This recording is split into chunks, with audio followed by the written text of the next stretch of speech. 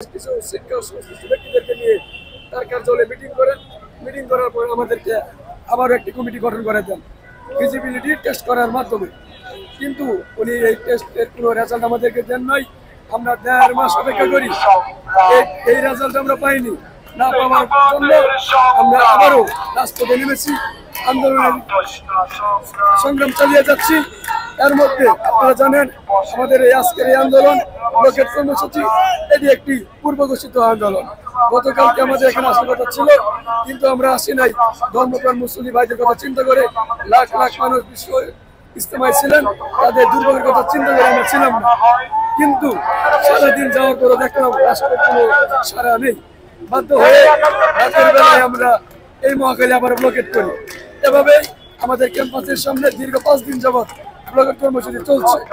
সেই সাথে আমাদের 18 জন মানুষ, 18 জন শিক্ষার্থী তারা আমরণ অনশনে বসেছেন।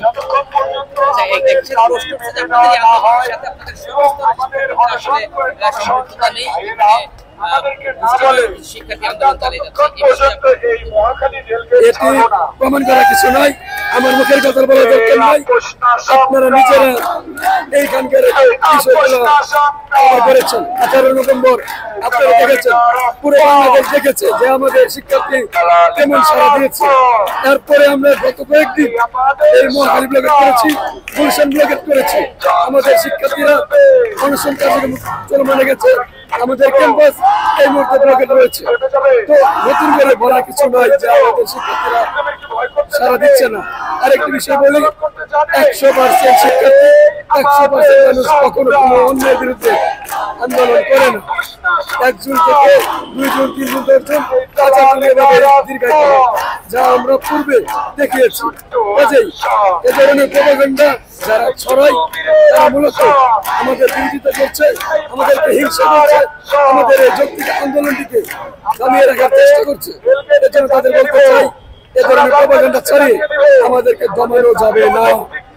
আপনাদের এই যে অনশন কর্মসূচি, এতে আমরা জেনেছি বেশ কয়েকজন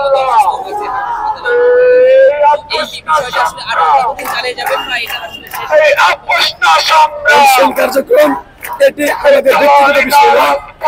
যারা অনশনে বসেছেন তাদের ব্যক্তিগত বিষয়, কিন্তু তারা ক্যাম্পাসের স্বার্থে তারা বলেছেন যদি বিশ্ববিদ্যালয় করা না হয় তাহলে মন্ত্রণালয় থেকে এসে রাষ্ট্র তাদের লাশ নিয়ে যাবে।